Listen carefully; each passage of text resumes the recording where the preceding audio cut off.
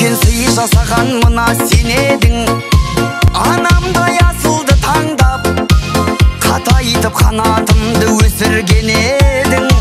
Келемін ізіңді жалғап, саған қарап құлының өсіп келеді. Әр сөзің мына маған қуат береді. Таудан да биік болған алып әкешім, өзіңдей болғым келеді.